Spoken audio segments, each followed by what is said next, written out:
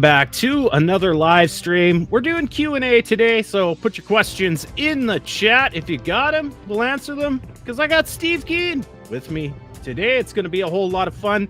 I'm going to talk about some of my latest projects going on, because they're interesting, they're divisive, they're topical, they'll cause some arguments, and that's always fun. Stay tuned.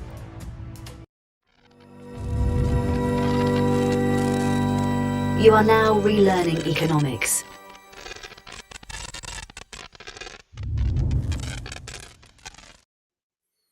Well, I hope the end of your November is good. I hope your November was good. My November was good.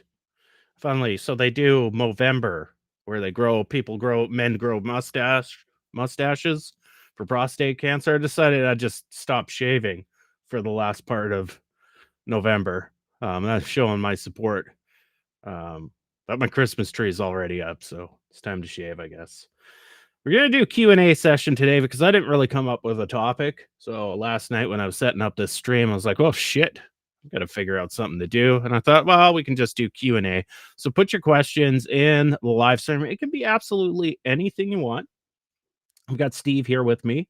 So, put your economic questions, put your life questions in there. If you want some life answers, put them in the chat, put a Q or question beside it.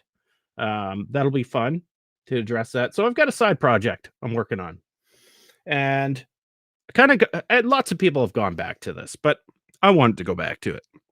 And so I'm looking at that transition period in the late 60s, early 70s, from the Keynesian models, the DSGE models, and why it happened. And so there's, of course, the published kind of insights of why that happened. Well, the main one is the Lucas critique, right? And Lucas would say that as soon as you introduce a policy, right, and specifically a lot of times he would talk about the investment accelerator, multiplier accelerator, that its constants were unstable.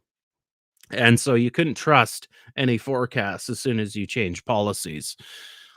Which as a system dynamicist, that's an easy solve for me. So you don't just remove the constants and add some feedback loops. So it's adaptive.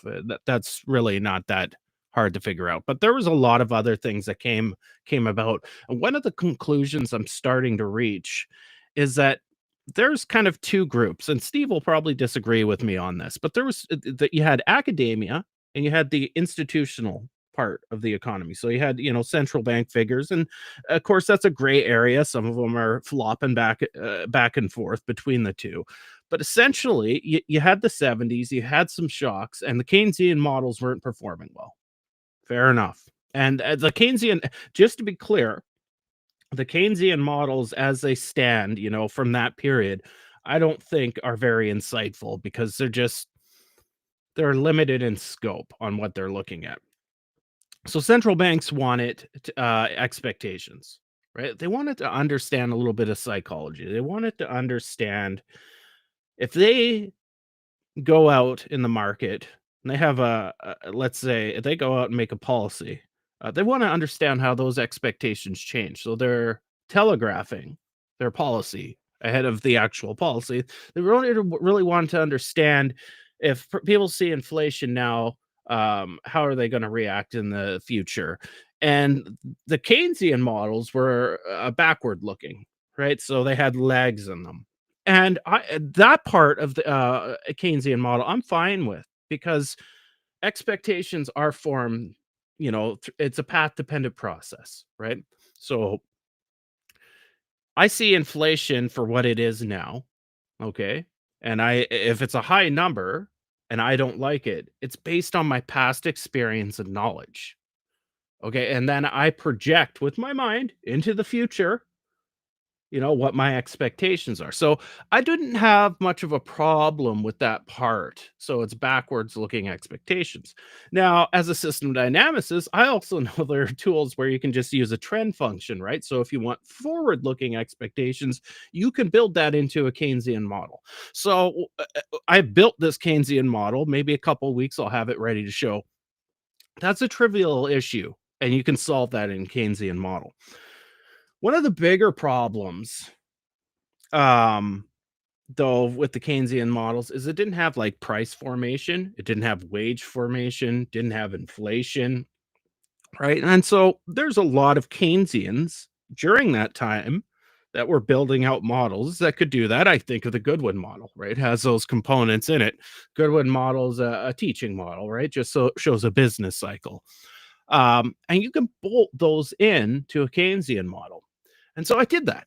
I bolted those in, just, some low key ones. So, I have, a supply of labor now, right? And demand for labor, right?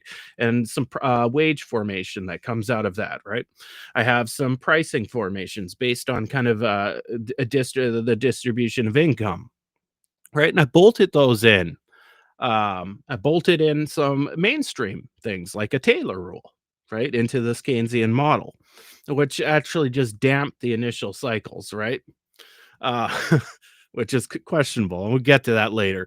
Um, and so I bolted those in, and what did this model turn into? It turned into a chaotic model, very hard to calibrate. Um, and I understand why they moved on from that.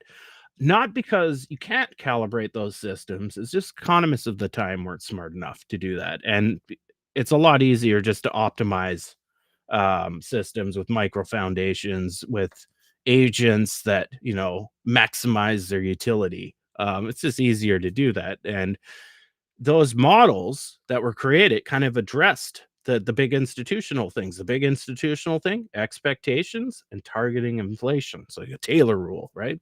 And so those models, kind of this little circular thing was happening, right? So you had rational expectations, right? Central bank was like, perfect. We're trying to address expectations. This is perfect, right? Micro foundation. So, like Lucas was saying, a policy adjustment is going to change the accelerator for investment, right? And it becomes unreliable. We need some sort of micro foundation to optimize that. For me, system dynamic, well, you just need some additional feedback loops to explain it, right?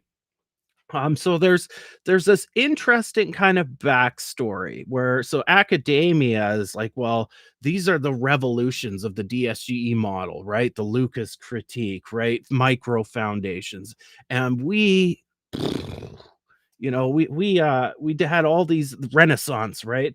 And the truth of it is the central bank encountered some shocks in the 70s, right? And they wanted to address it, right? And so they had a set of ideas, right? And so there became this kind of circular thing, right? From the institutionalists, right? Whereas expectations and inflation targeting. And for a little while there, Uncle Milton had his targeting monetary aggregates, but that kind of fell out of favor pretty quick. And so then you had the academia side coming up with this fallacious shit. Let's put it this way. Like, ultimately, what I'm trying to say is the Keynesian model, as bad as it was and how it failed, it was structurally correct from a macro perspective. So it was a systems thinking type model. And engineers would look back at that model and say, okay, we see it, we understand that model. And even an engineer would be like, well, there's no price formation or wage formation. You guys got to deal with that. But I get that model. And I look at a DSG model and they're like, what is this? Right? It would be laughable to them, right? Just solving a system simultaneously backwards with just exclusive expectations that are future dependent and optimizing utility so it converges to an equilibrium. They'd be like, well, you've just gamed the system. Right? You just game the system. You're not observing how the system interacts. You're gaming it to an equilibrium. But anyways, let's bring on Steve. Steve, Hi there. I was just diving into my bibliography to throw some comments back at you at some point welcome. into that. How you doing? Oh, not too bad. Not too bad. Stress levels are declining as Christmas approaches. Yeah, okay. Well, before we get into any questions, you talk about, the Keynesian neoclassical transition that happened in the late 60s into the 70s, and maybe even mix in a little bit of Uncle Friedman there, because he had a brief period in there with targeting monetary aggregates and et cetera. What are your thoughts on the Keynesian models? What are your thoughts on the DSG models? No. What are your thoughts about how the DSG models are evolving now? What are those Oh, similarities with the problems that the Keynesian models faced back in the day? I basically laugh at them. I mean, I think the only way you can really understand what the history of economic thought is that the neoclassical theory, once it was developed in the 1870s, uh, really thought they'd solve the entire economic problem, but they'd done it using statics. That was what they saw as the problem. So if you read Jevons, Marshall, uh, Clark, and so on, they're all saying we're using statics because that's the only technology we have available right now. What's going to happen in the 20th century is our successors are going to build dynamic methods, and they're going to reach dynamic solutions to what we've solved with the static stuff. And they really expected that the dynamic would just sort of explain the transition from one equilibrium point to another. And I must have been I struck that when I first became an academic economist with my own post-Keynesian friends, because one of the post-Keynesians at New South Wales University, Peter Chrysler, was at the time I met him was talking about not the transition, I've forgotten the actual word that he used, and it really was a case of they thought dynamics was a path from moving from one equilibrium to another.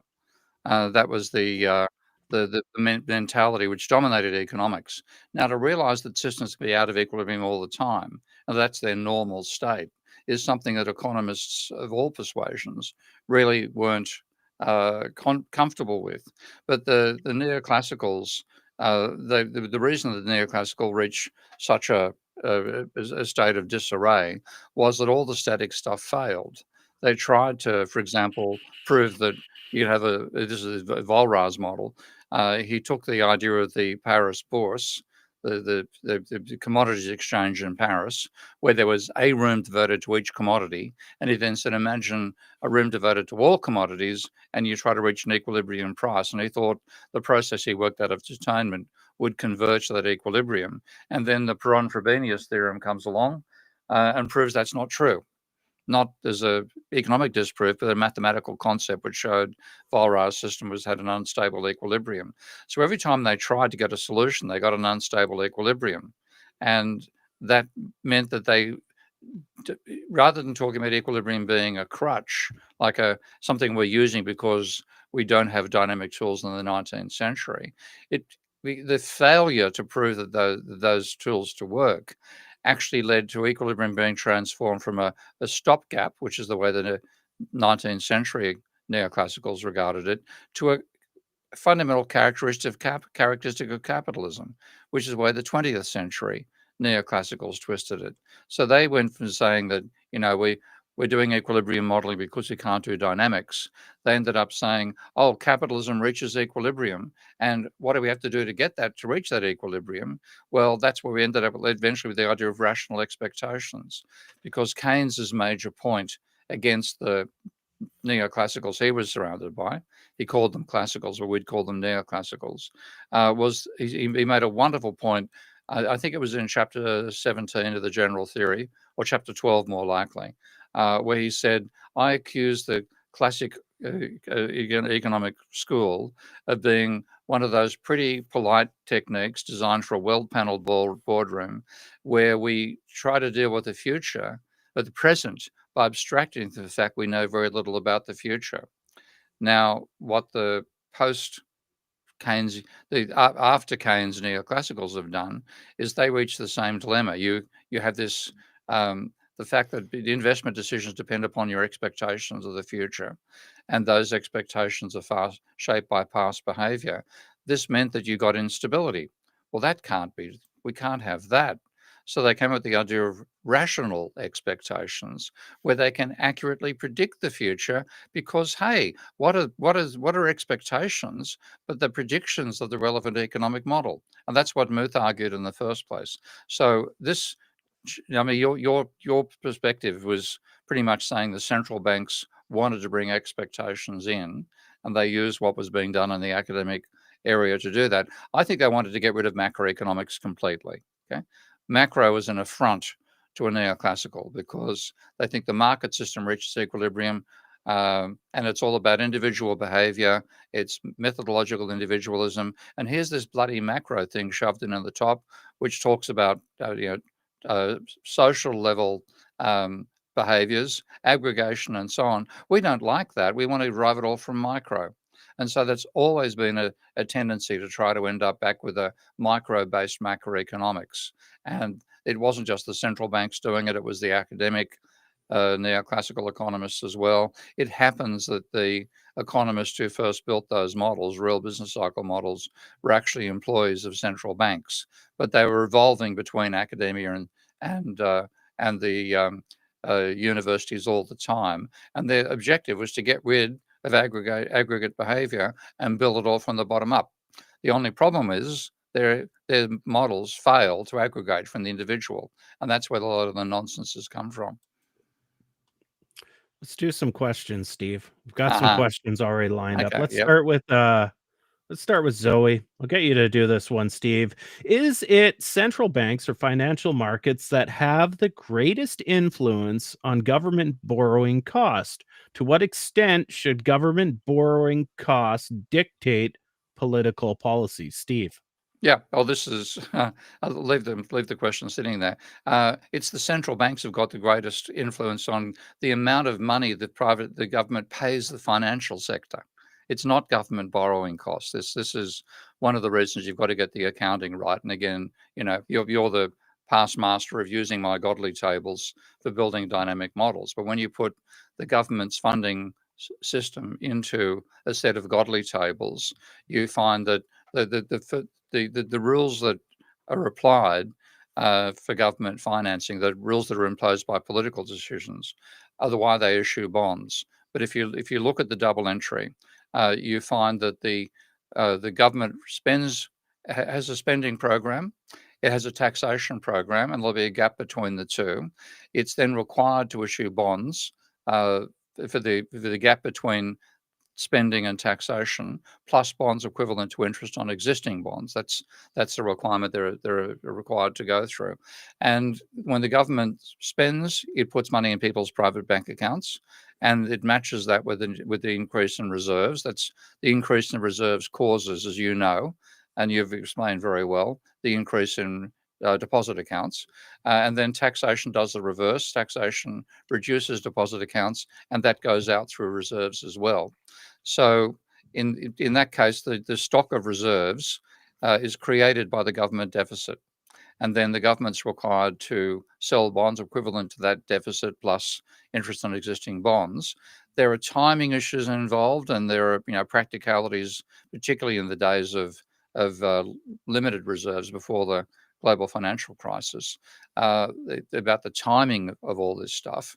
But the mechanics of government set up so that they're guaranteed there'd be sufficient reserves available to buy all the bonds on offer. And when you look at that auction, the price at the auction is set by the central bank.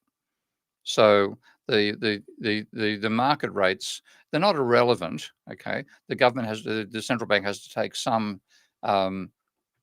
notice of what market rates are, but fundamentally the rate that is paid on those bonds is determined by the central bank's decisions about what the rate of interest is going to be. And in the world we're living in now, where there's masses of excess reserves, before 2008, excess reserves in America were running at about 100 million in a $1 trillion economy. After QE, courtesy of Bernanke, they've now got, in America's case, I think, excess reserves equivalent to 10% of GDP. And in the UK, they're equivalent to 30% of GDP. And then in the UK, there's 100 auctions a year. And in America, there's 300 auctions per year, roughly speaking. So ironically, when we look at a deficit, say, of 10% of GDP, which would be we had a deficit larger than that during COVID, but that's sort of the maximum scale you can expect from a standard deficit these days. That means each of those auctions is selling about 0.1% worth of GDP each time. Now, if you've got the number of auctions and the percentage involved, that means that in both the UK and America, the funds available to purchase bonds in a primary auction or a gilt auction is 300 times the amount of bonds that are going to be offered. So those primary dealers and banks are being asked, would you like to swap the reserves we've created for you by running a deficit, which you can't trade and which earn, say, 4% interest? Would you like to swap those for bonds which can be traded and earn 4.25 or 4.5% interest? And the answer is yes. Okay. Because you get more money for it and you can then trade the damn things. And of course, what they do, and this is something that if I had control over it, I'd be not quite banning it, but drastically reducing it. They then sell the bonds almost immediately, and they sell them to non-bank financial institutions. They make trading profits out of that. And that actually reverses the government money creation done by the deficit in the first case. So overall, the central banks definitely control what the government pays on the bonds that it sells in those auctions. But then when you look at where does the government get the money? It creates it. So the deficit itself is created by the Treasury going at a negative financial equity. And exactly the same thing applies to the interest payments. So they could pay any bloody rate of interest because they create the money to do it. They're not borrowing the money in the first instance. And this is the mistake that people make. I can easily illustrate it. I'm going to bring up a very, very simple little Minsky model to illustrate that. But the government doesn't have borrowing costs. It has interest rate obligations, which means it creates money for the financial sector. It definitely creates too much money for the financial sector, but there's absolutely no problem about it financing that, which of course is the opposite of what you get told in the conventional media.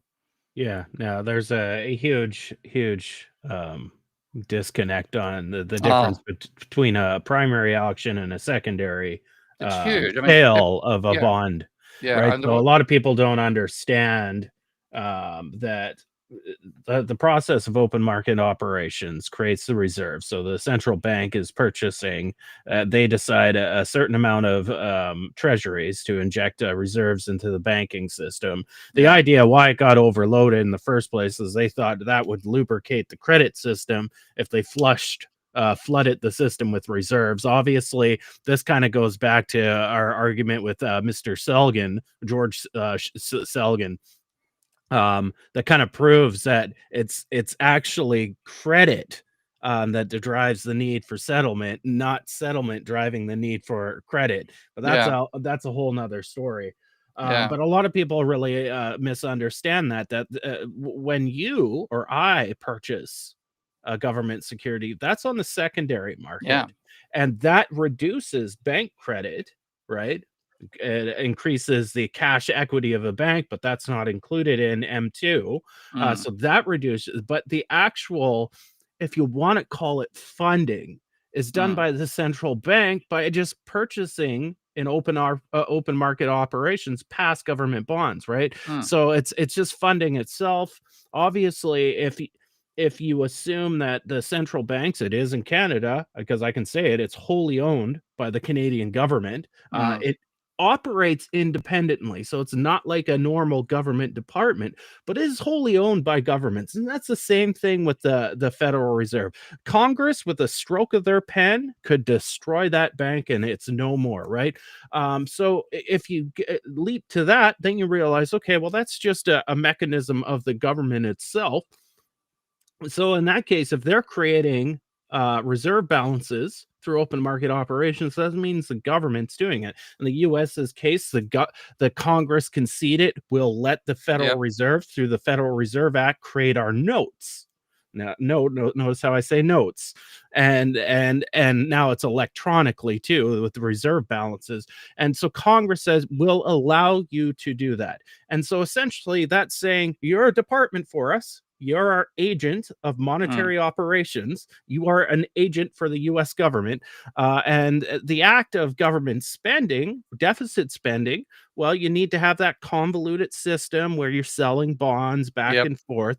Somebody has to, as the deficit goes up, somebody has to put those reserves in the system. And if only one person can do that, the Federal Reserve, you can kind of see how the government funds itself. And back to Zoe's question, ultimately, central banks set the market price, interest rate. So the short-term 3-month bills are like almost 1-for-1 with the interbank rate.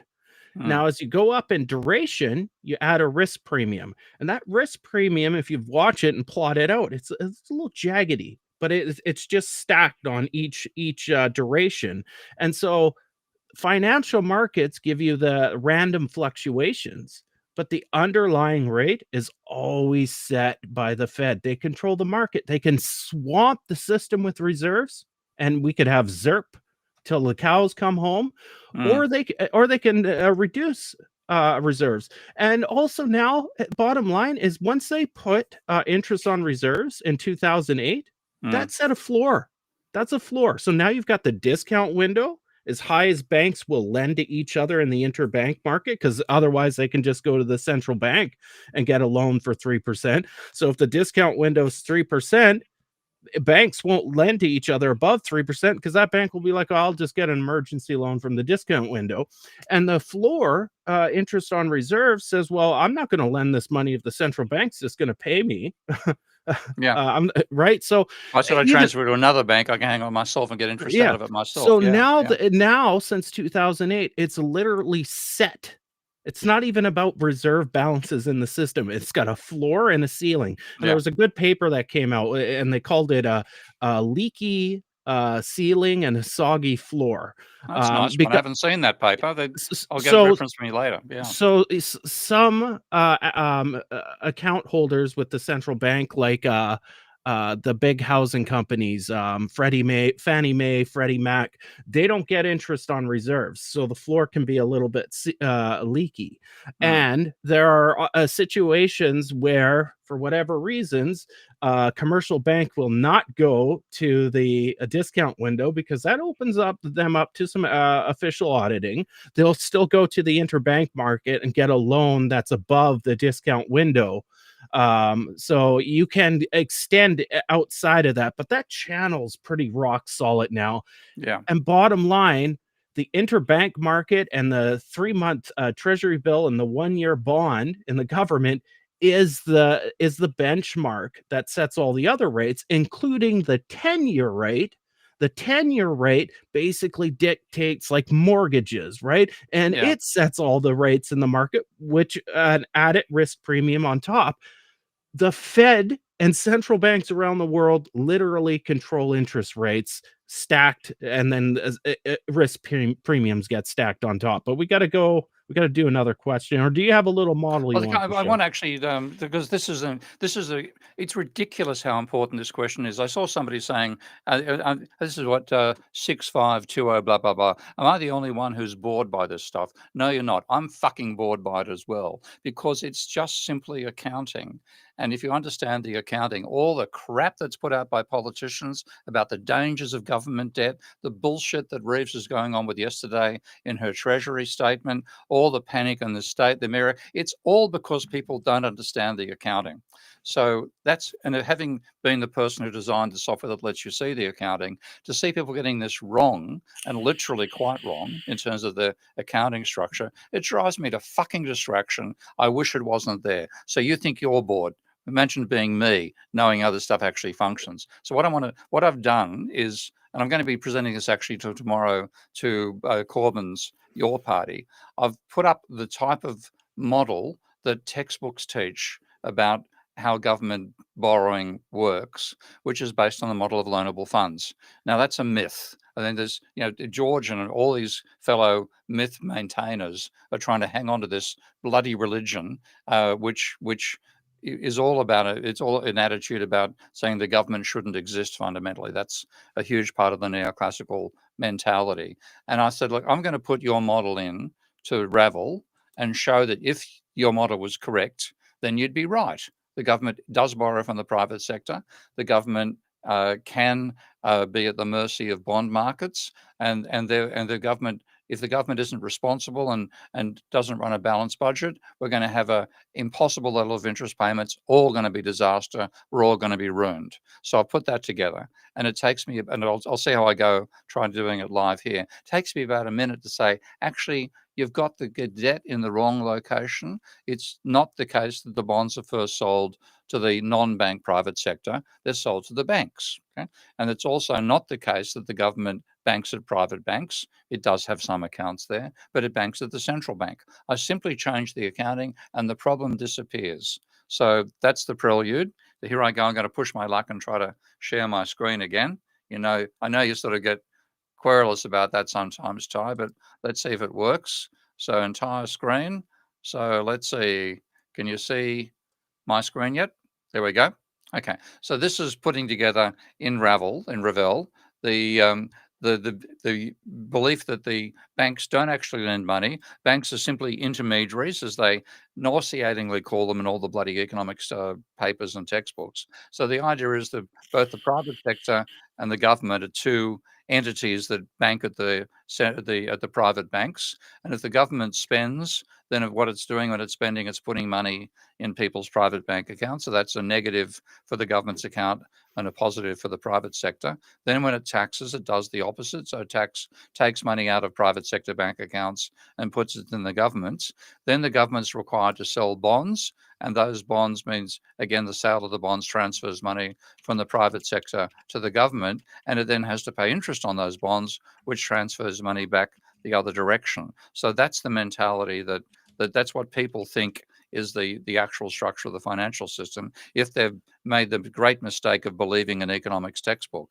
Now, I won't explain the logic. It's a very, very incredibly simple model where having put this together, this structure for the banks then gives you what the tables are for the non-banks. And of course, if the non-banks, the private sector is buying bonds, then it owns the bonds. Okay, and then you see for the central bank, it does bugger all in this model. And what I've got is just very simple argument. The amount of money turns over at the velocity of money, and that gives you GDP. And then with what the government has to do, it has to pay interest on the bonds that it owns. That's the paying of interest is, where's the interest here? Up there, paying interest on bonds. If it spends more than it takes back in taxation, it runs a deficit, and then it sells bonds equal to the deficit plus interest on existing bonds. So you run that model, and I'll just put it in full screen mode here now.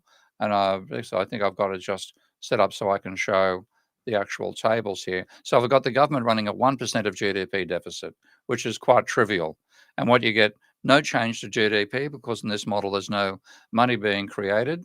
And you can just see the government debt ratio getting steeper and steeper, interest payments rising. If I run this model for long enough, you get to the stage where debt is a couple of 1,000% of GDP, interest is 100% of GDP. That's just unsustainable. It will break down. If this was the real world, you'd have to be trying to run a balanced budget at all times. And that's the mentality that dominates the mainstream. But it's bullshit, because we go back and take a look at it and say, well, you made two mistakes here. First of all, you're showing the bonds as the asset of the private sector. That's not true. In the initial auctions, they're purchased by banks. So I can delete that there and say it's not actually the bonds aren't an asset of the private sector. They're an asset of the banks. So I transfer that over there. And then it's not true that the interest is paid to the private sector or the bonds are sold there. Its interest is paid to the banks. So I put the interest being paid to the banks here, which is correct because they're the ones who own the bonds. And then it's not true that the government banks at the private banks. So I can delete that. And now I can give the central bank something to do, because the government banks at the central bank. So if I type government here, and this is the Consolidated Revenue Fund in effect, all the operations that applied have now been brought across from this. So interest payments by the government increases reserves. Selling of bonds reduces reserves. spending by the government increases reserves, and that then turns up in people's bank accounts, of course. So, pardon me, type correctly. Okay, and then taxation reduces reserves. So what I've done is say, let's get the accounting right. And now, just as a piece of simplicity, to not worry about what the banks do, I set it up so the banks either spend nothing or they spend exactly what they get in interest once they get the interest. That's just to make the model as simple as possible. So I've done all that. I've got to have show tax. Sometimes tax doesn't come across here. So taxation reduces reserves as well. So all I've done now is go across to say, this is the actual structure. Now, what about that crisis you were worried about? Let's just check and see. Run the same model again. And I've got this is where the hassles with it. I think it'll still run. A little bug that sometimes turns up in Ravel. There we go. You get rising GDP, okay? Because government spending more than it's taking back in taxation, plus paying interest on bonds, creates money for the private sector. That then turns over, so you get a growing GDP. And you can already see what's happening with the government debt ratio. Rather than rising exponentially, it's starting to taper, and will actually taper to 50% of GDP, because I've set velocity of money at 2. If I made velocity of money 1, it'd sell to 100% of GDP. So this is showing that if you actually get the structure right, there is no panic, there is no crisis, and it's painful as all sin for me to have to put up with this nonsense all the time from all sorts of commentators about the government debt crisis. There is and there will be no government debt crisis so long as people still accept bonds issued by the UK that are in pounds rather than any other currency. So yeah, there is no problem, and the problem is that the government gives too much money to the financial sector. Not that it's in hock to the financial sector. And because the thing I didn't show there is open market operations. You can't bring those in without distorting the dynamics in the textbook case. But if you bring them in, if you're really worried about government debt, let the central bank buy all the fucking bonds. Okay? And then the interest payments disappear. So if you're really worried about oh, it's terrifying, it's going to crush the economy, we're all going to be ruined. Okay, I'm going to buy them all tomorrow. I'm the central bank governor. I'm buying a lot. Problem's gone. Anybody happy? And who'd be unhappy? It'd be the private banks, because they'd lose a good earner. They'd no longer get interest on treasuries. So the people who complain most about the government getting rid of its debt problem by buying all its own bonds, which the central bank can easily do. That's what QE is all about. People who complain most about it and demand that a deficit be run and new bonds be issued would be the private banks. Yeah, along with all the very wealthy capitalists that buy them Oh, on yeah. the secondary market. And we have Yeah. to remember, I know there's elements of the MMT crowd that says, well, we just can eliminate that. But I've always suggested that it is better to have a government issue a safe financial asset than allow the private sector to issue a pseudo safe financial Oh, you're not asset. saying they do something illegal and contrary to public interest and maybe fraudulent, are you? Surely you're not saying that. They're such nice people. They'd never do something like that. Let's do another Trust us. question here. We'll try to get through this question faster than 25 minutes. So, Steve, Yeah. do any central banks Thank you, bastard. understand?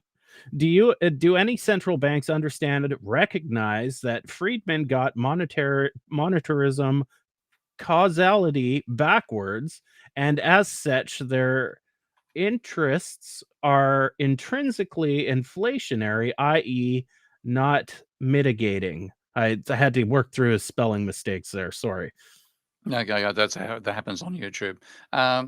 Some people in central banks are aware of it. So obviously, the people who wrote the Bank of England paper in 2014, the Bundesbank paper in 2017, the Norwegian central bank, I think even the New Zealand central bank had something on this front. And of course, you've read Carpenter and Dimmelrath recently, so research papers have been putting the same thing forward. So a fair number of people inside those banks who are actually involved in the practical, often people involved in the practical side of bank functioning, so the ones who actually manage the processes that make sure there's sufficient reserves on hand and so on, they understand it, and they actually literally said in the very first instance that Milt Friedman's got it backwards. For Christ's sake, don't think it can control the stock of money by the sort of moves that Friedman was talking about, because you can't control what the private banks do. And you've got two sources of money creation, not just one, and you're forgetting about it. But one of the most intriguing elements of this, for Ralph's question here, is that there was a conference about monetarism, fundamentally, in 1969, run by the Boston Fed. And what there's a guy called Alan Holmes, who was I'll look up his title here. He was the senior vice president of the Federal Reserve Bank of New York. He was involved in the practicality of all the bond issues and government financing and so on. And he was horrified by the idea that you're going to have the central bank trying to control the rate of inflation by controlling the rate of growth of the money supply. And he's got a brilliant paper called Operational Constraints on the Stabilization of Money Supply Growth. You can still find the paper if you search for that title. It's still held.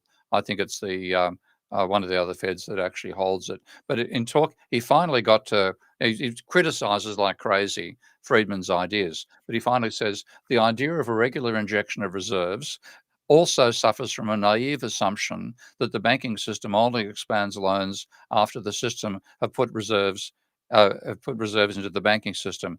In the real world, banks extend credit, creating deposits in the process, and look for the reserves later. In other words, we can't control what private banks do. And if you think you can control the money supply without controlling private banks, you're a lunatic. So he was trying to stop this stuff, but of course he failed. And then we had the Volcker recession as a result of that. Great response. Next question Well, here. there's still a bit here. Causality backwards. Interest rates are Hold intrinsically. on. What are you reading? The final bit, Oh, okay. a bit mistypes, but he's correct. Such as interest rates are intrinsically inflationary, i.e., not mitigating. Well, that's a point which Warren Mosley's been making recently, and that's something Warren says that I agree with, but it only refers to new bonds. So there is an inflationary impact because when the government pays interest, it's actually creating money. Okay, it's not borrowing the money. It's not having to get it out of sales, not out of your taxation. It creates the money. And that increases the amount of money in the economy, and that can, provide headroom for firms to put up markups and things of that nature. So it is feasibly inflationary. But the other side of it, interest rates also affect the value of outstanding bonds. And this is something which I don't think MMT has made sufficient noise about, and certainly the central bankers who put up interest rates to fight inflation were, I hate to think they're unaware of it, but they didn't realize the consequences. When you put up rates, you devalue existing bonds. So you had a lot of bonds which were put out at 1% and 2% rates, let's say. I'm not really sure of what the rates were between 2010 and 2020, but probably the order of 1 or 2%. If you then increase rates to 5% to fight inflation, and you have long-term bonds that are offering 2%, you devalue those bonds. And it's only the fact that banks are allowed to use the fiction of hold to maturity, and therefore they can ignore price fluctuations when they value those bonds. If all bonds outstanding were valued at mark-to-market rates, it's quite possible the entire financial system would have been driven into negative equity. The banking sector, which can't be in negative equity, by those rate increases. So fighting inflation almost destroyed the financial system. Yeah, we can think back to Silicon Valley Bank. Indeed, yeah. They sure had were hanging on to a lot of those treasuries that lost a lot of Yeah. value. And they were a very conservative bank in the sense they were a loanable funds company. They really didn't give many loans, so most of their assets were bonds. And whoever their treasurer was, and I've forgotten her name right now, but one of the good thinkers in Francis Coppola. Francis Coppola made the point that who managed the treasury didn't manage his risk of time over his time risks, but he was actually being quite conservative. Buy long-term bonds, get interest out of that, and then enable people to do transactions. When some of the Silicon Valley entrepreneurs and venture capitalists and the the people you complain about in Silicon Valley, when they saw the value of the bond falling, they said, "Get our money out." So they actually precipitated the run. Remember to subscribe to my channel. It's small. It needs help. I looked at the It does, yeah. statistics. 70% of you subscribe, but there's still 30% that are unsubscribed. Make sure you do that. Hit the notification bell. Leave comments underneath the video. And if you got a question, put Q beside your question or question beside your question, and we'll try to answer it. Here's one from MJM 1891. How do your concerns about trade deficits fit with sectorial balance identities? G minus T plus SI, blah, blah, blah. Trade deficit is financial, I'm assuming that's what fin is, surplus for the domestic private sector, unless offset by fiscal contraction. Oh, jeez. He wants to get me to annoy a lot of MMT people in a hurry. Okay. The sectoral balances obviously is, one thing when you find with the sectoral balances is including exports and imports inside there.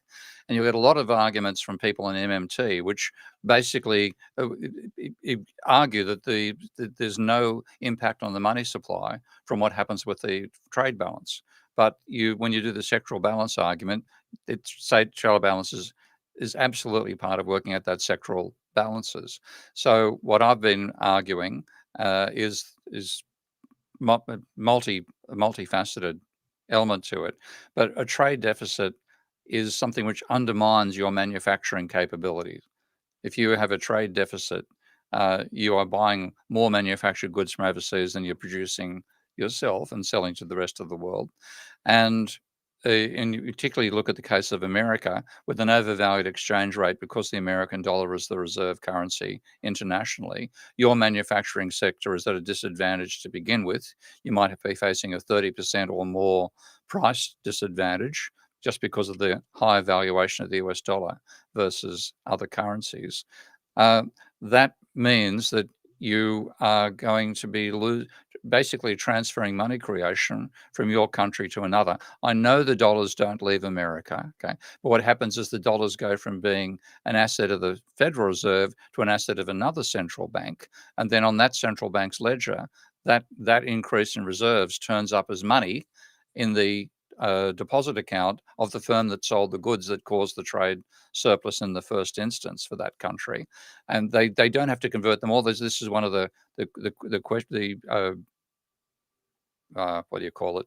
One of the side effects of it. A company, if it wants to use the export surplus it gets to buy foreign goods, then it doesn't ask the central bank to convert the money that it's holding in foreign currency into domestic currency, which involves a sale on the international currency markets. But if it does, then the export money that it gets by selling Japanese cars to American consumers ends up causing more Japanese yen to be created.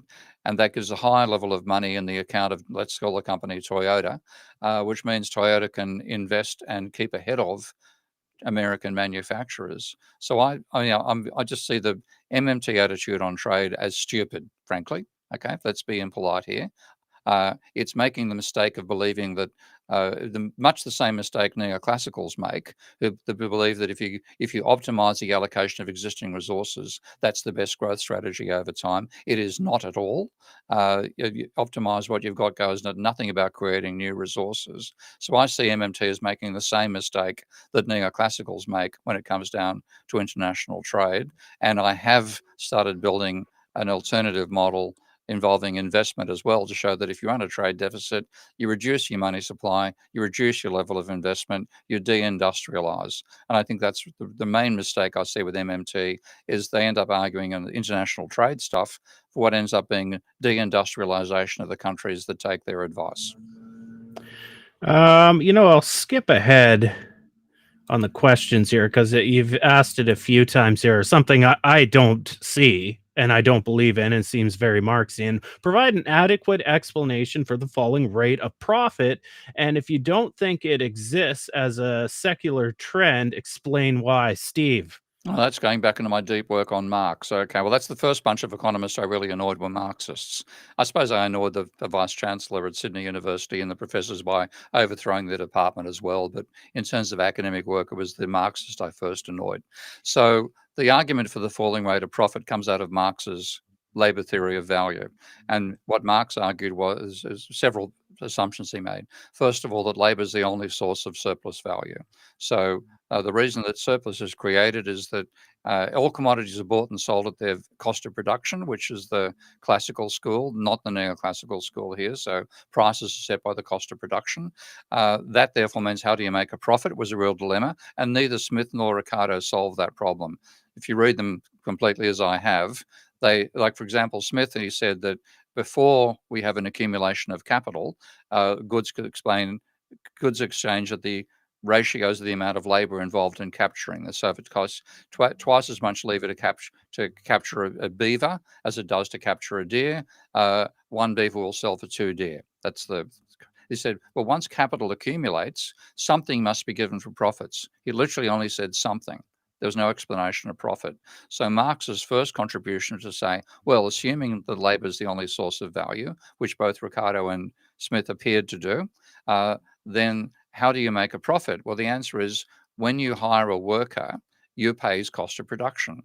The cost of production of worker are the subsistence commodities that are necessary to keep the worker alive. Now, it might take, say, 6 hours of labor per day to make those commodities, but how long is the working day? Back in Marx's day, it was 12 hours. So the extra 6 hours you work is surplus labor, and that's the source of surplus value, and that's the source of profit. That was Marx's basic value argument.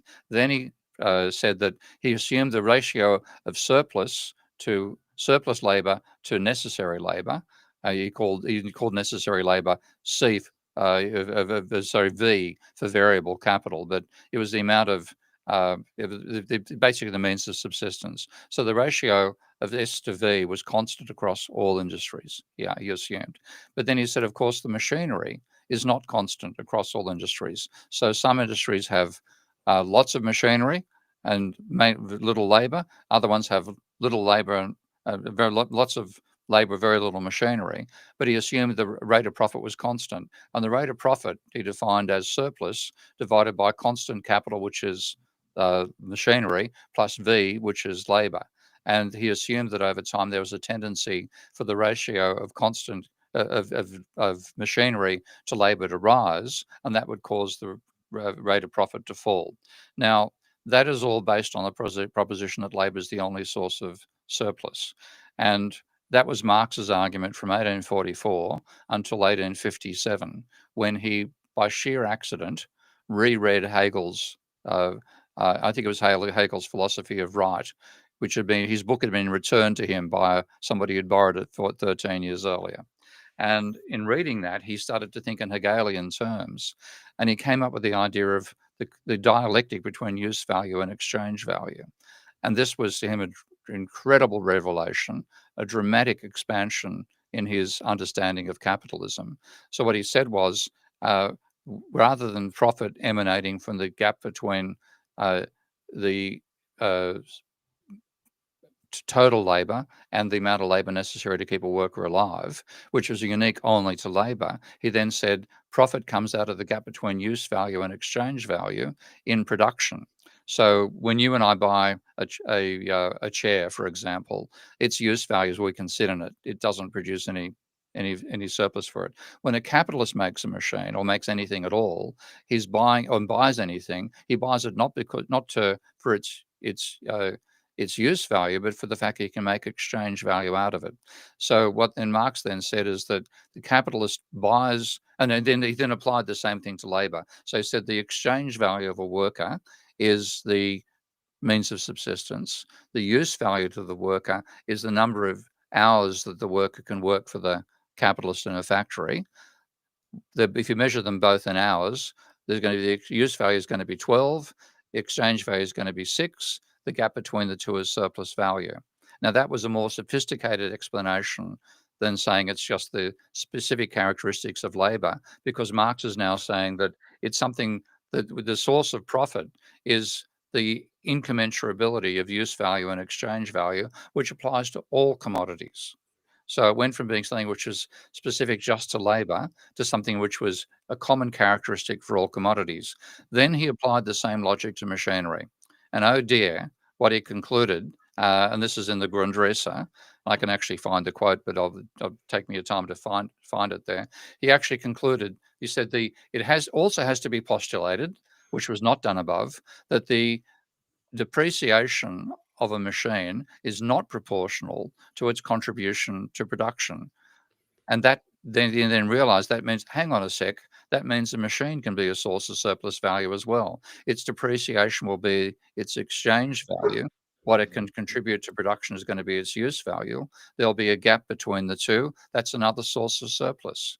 Now, what he realized when he made that logical deduction is that, holy shit, I've just destroyed the tendency for the rate of profit to fall, because the whole basis of the rate of profit to fall was a rising ratio of machinery to labour would reduce the rate of profit. And that was Marx's explanation for revolution. Suddenly, in this intellectual advance he's made, he's finding, hang on a sec, this means that potentially machinery is a source of surplus as well. So the change in the ratio of labour to capital in different industries doesn't necessarily reduce the rate of profit. So he bullshitted around the words for about 30 or 40 pages, and finally argued that everything is basically objectified labour, and therefore machinery can only add what labour's put into it. It can't produce more value. And that piece of bullshit fooled 150 years worth of Marxists. So the tendency for the rate of profit to fall is based upon a fallacy. And when you look in the data, there's no particular trend either way. And it is just, to me, I mean, I've started writing a book on it. I don't think I'll ever necessarily finish it. But I said at one point that if a 19th century Machiavelli wanted to paralyze the working class movement, he can invent no better concept to do it than the labour theory of value, because that got them caught up in the transformation problem. How do you explain rates of profit being the same across different industries when the ratio of capital machinery to labour differs between industries? Insoluble problem. They spent all the time trying to solve that. They got bugger all done, and that basically crippled the working class intellectuals of the 19th century who followed on from Marx. So I see the transformation problem, the tendency for the rate of profit to fall, and all that stuff as a sign of fallacious thinking by Marx, which has actually paralyzed Marxists ever since. And that's one reason why they're basically irrelevant in economics today. It's post-Keynesians versus neoclassicals. The Marxists have effectively disappeared. All right, get ready to pull up your Ravel again, because we're going to go back to open market operations and then Okay. secondary bond sales. So the Yep. question here is, can you explain more the different agents involved in the secondary market for bonds? Well, only reserves can buy bonds in primary auctions. It seems this is not the case for the secondary market. I'm wondering, Steve, in that last model, if you can kind of show those operations, the difference between a primary purchase and yeah. a secondary purchase. I'll just do it quickly. I mean, I haven't got that in the model, but it's a breeze to add it in Ravel. So I'll just actually bring it up here. So once you show that screen there, I've got that's the reason I didn't include open market operations in this initial model, is that open market operations in the loanable funds textbook model actually create money. So I couldn't have that in there initially. But all I've got to do is add an extra row and call this secondary market. Spell it properly. Ah, bloody hell. Okay, and what that's going to be, you're going to be buy bonds. I'll put, so how do you buy bonds? Well, you let the bank reduce the amount of money in your deposit account if they'll hand the bonds over to you. So the sale of the bonds, which is this little operation here, that now brings in sales on the secondary market. And then you now have this turning up in the secondary market. It now means that bonds owned by non-banks now have to be considered, and that therefore increases, I've got to type the word inside here, that therefore increases the amount of money out of assets that are owned by the hang on. So have I got the right buy bond? Oh, I've got a capital B there. Okay. Okay. So that's what's involved. And anybody can buy those bonds. There's obviously developed markets that do it, but that's that is the operation. And so buying bonds on the secondary market actually reduces the money supply. That's the very important point here. The government spending more than it gets back in taxation creates money, but buying bonds destroys money.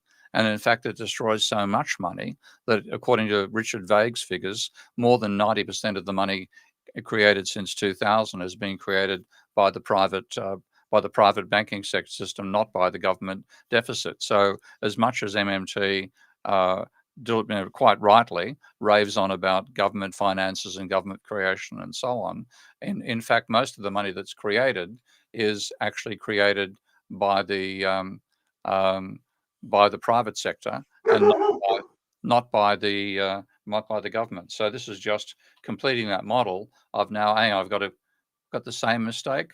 Minus buy bonds. Okay, there we go. So that's now showing the system with bond sales. And of course, if I do that and if I had the bond sales equivalent to the deficit, for example, there'd be no money creation. So, yeah, reserves. You have to have an account at the central bank to buy bonds in the primary market. So that's actually shown down on the central bank table here. If I now, for example, have central bank purchases, that's going to create an asset for the central banks over here, and that's going to reduce the amount of. Hang on, so I've got to. That's why I didn't get recorded here. Minus tax. Okay, that's now correct. Yeah, so anybody can buy bonds in the secondary market because all you have to have is a bank account. Okay, but to buy bonds in the primary auction, you have to have a bank account at the central bank, and that's why only primary dealers and banks are involved in the auction, and that's also why the central bank can control that because it sets the prices that it's selling those bonds in the primary market. Secondary market is a different story entirely. We got a super chat from Graham, which you've changed your name to Evolution or Revolution, but it's Graham. Super chat for $5. Yeah, very much appreciated. Pounds. That's a little more in Canadian, I think. That's about $10, mate. You can actually buy a cake with your coffee with that. You're doing well. Yeah. So he's got a good question here. There How you go. would you Okay. best explain where taxes go? Am I correct that spending comes first and that taxes go to buying back bonds to reduce the deficit? Steve?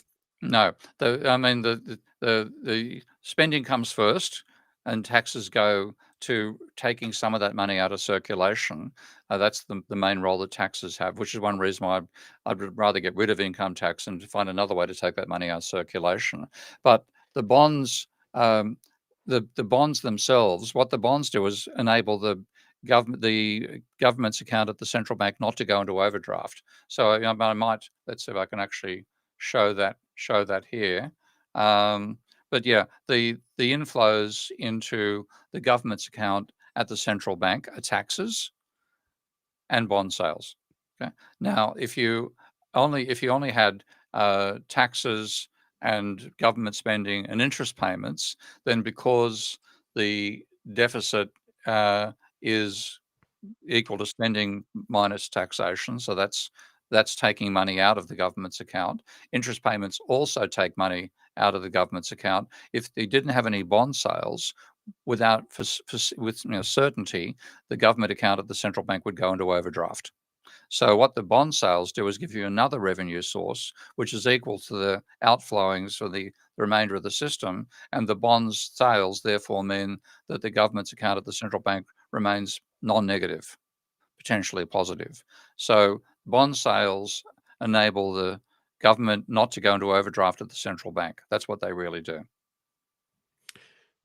Question from Lars here, which I could help explain to you. I saw a tweet, and this is a challenge. He's challenged. So the title of this live stream is "Challenge Me to Questions" or whatever. And of course, I knew Steve was going to be around too, so everybody A lot of people like to challenge Steve as well. I saw a I'm such a tweet. nice bloke. I don't know why that happens to me, but anyway.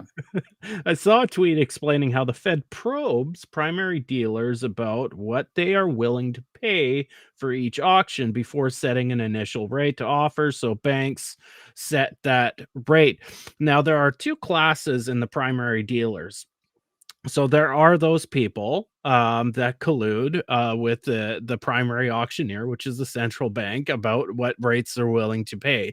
And then there are brokers in the primary dealers brokering for people in the private sector who do not get that opportunity. So there is a bit of collusion there, but ultimately the Fed sets the rate, right? And here's the thing is your primary dealers, there's two big primary dealers in the US out of this, I think it's 19, 21, something like that. Those are two dealers that hold accounts with the Fed. They set off, those are the two dealers you're talking about, right? But they have accounts with the Fed and are beholden to the Fed's rules because they hold an account with them and they're part of the Federal Reserve System. All the other primary dealers do not hold accounts with the Fed. They have to go through those two, and I forget the name. I think one of them's Bank of America.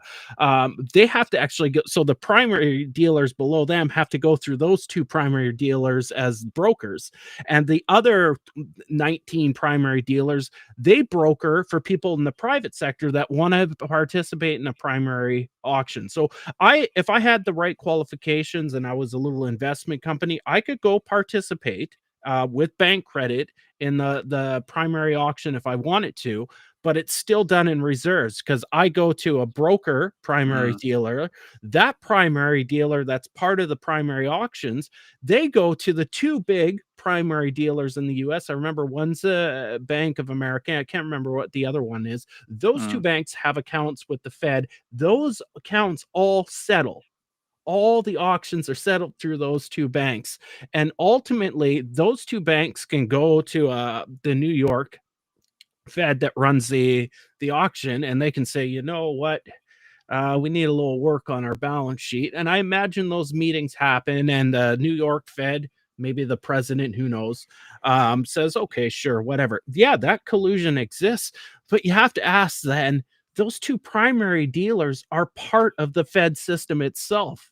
Right? They're not colluding for the private sector, they're colluding for the Federal Reserve System itself. So that's how I would address that challenge in itself, is that those primary dealers are agents of the Federal Reserve. The Federal Reserve is an agent of the US federal government, and essentially the US government is setting the rates for their own treasury bills. That's how I would reply to that question, Lars. I don't know if Steve.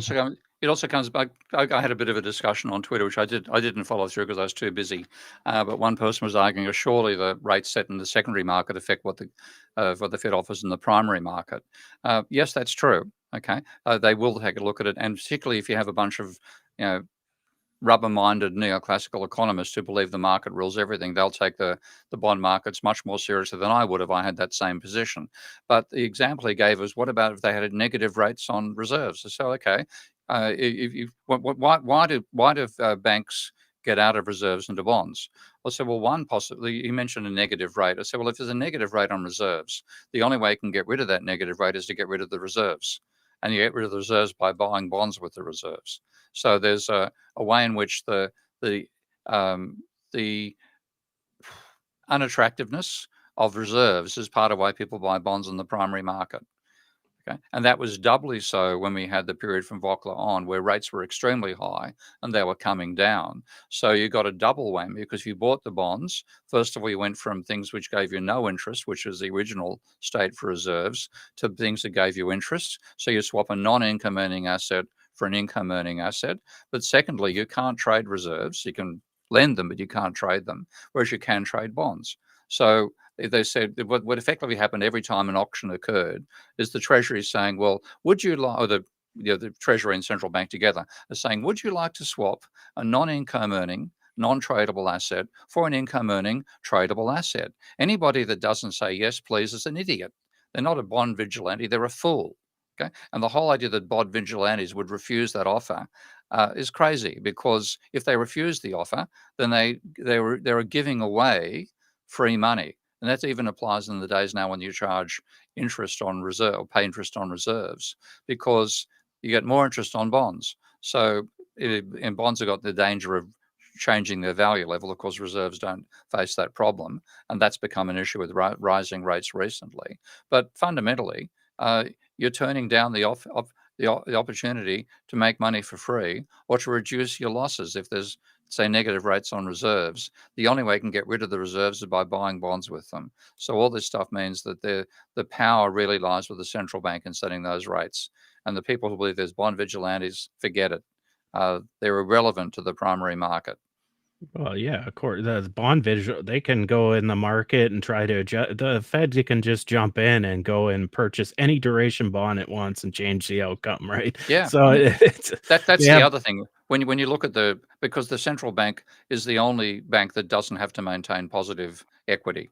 Okay, all of the banks are required to do that. They can function without it. There's a great paper by Bolat. I've forgotten his first name now, but Bolat from the British Bank of England, about the fact that central banks don't have to have positive equity.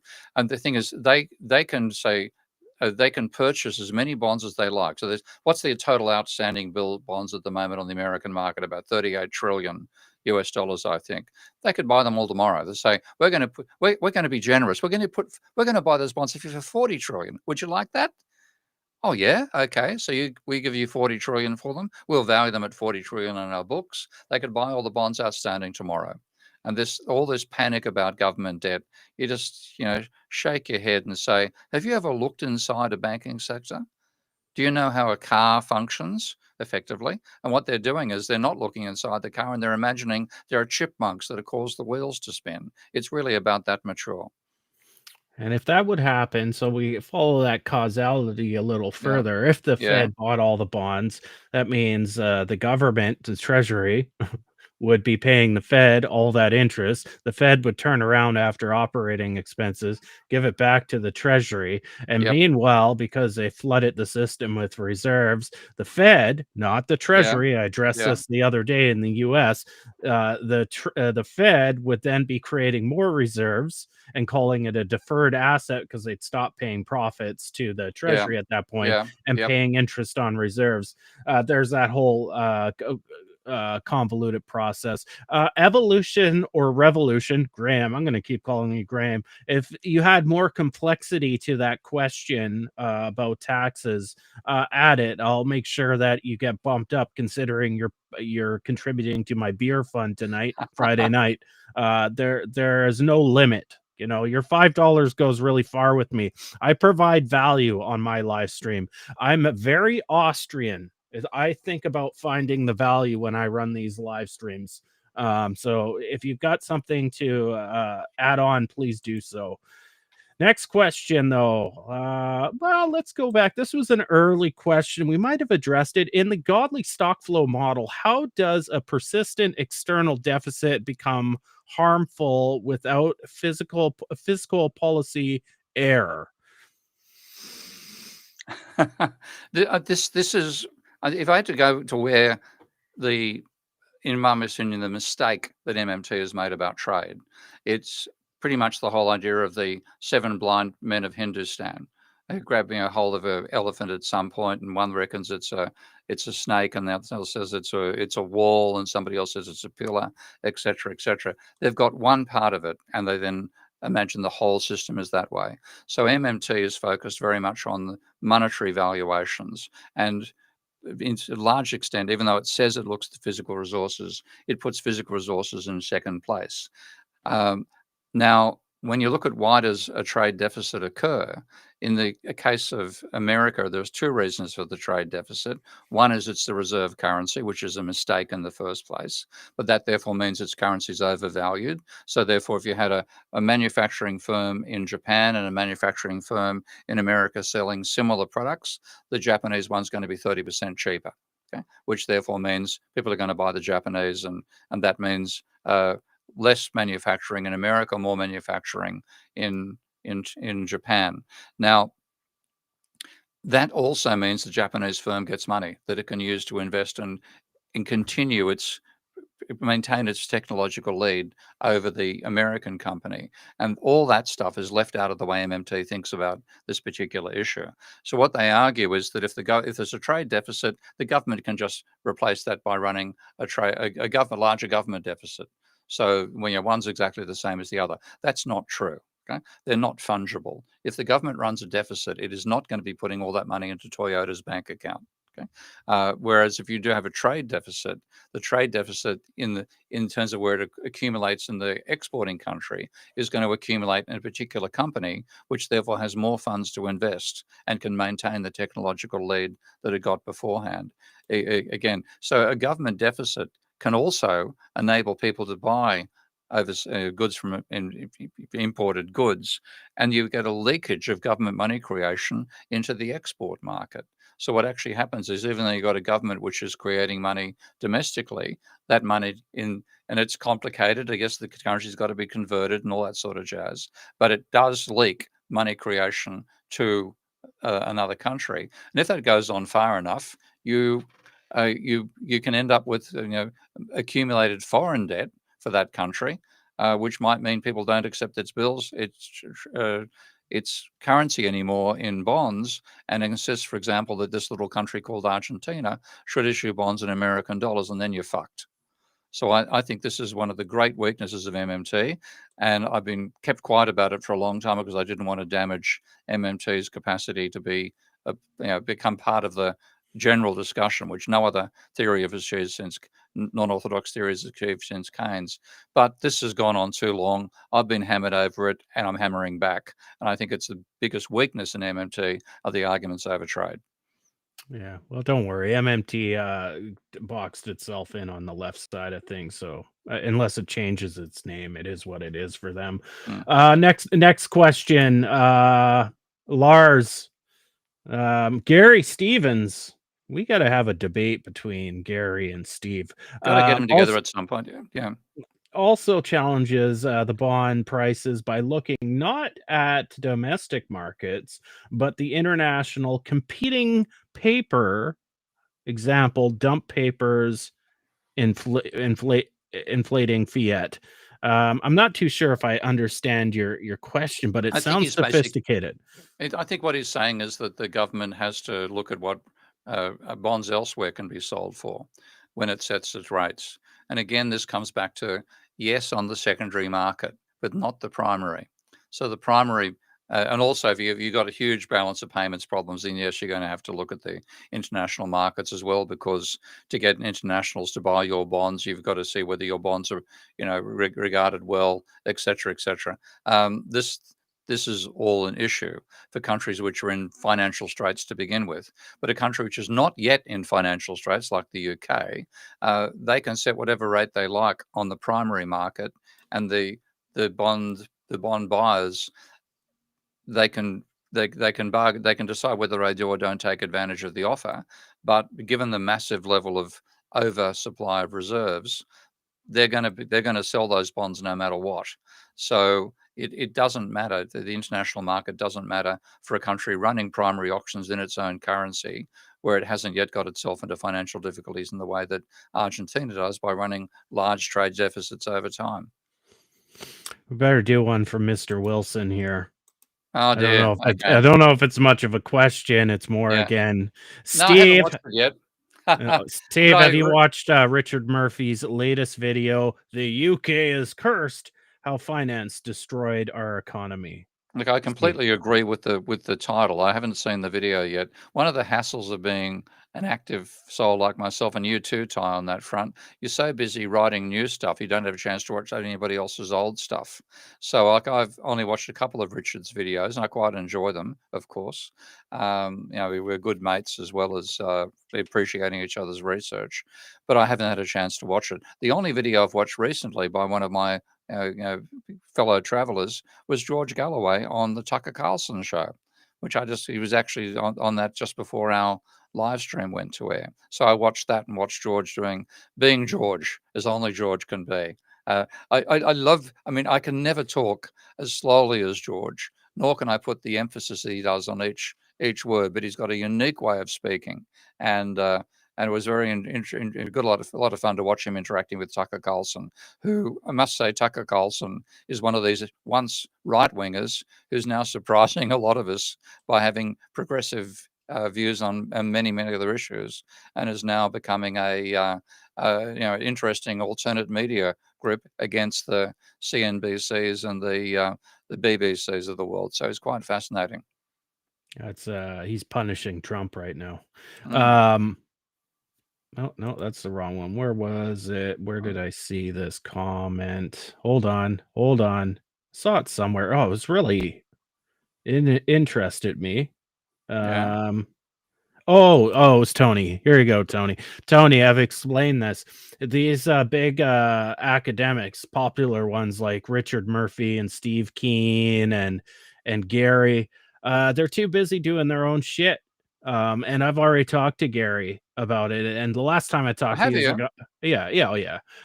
Last time I talked to him, he's like, I'm a little bit busy right now. But the Yeah. bottom Yeah. line is all of us have. Here's the problem with content creation. We all have our specific agendas, and that's fine.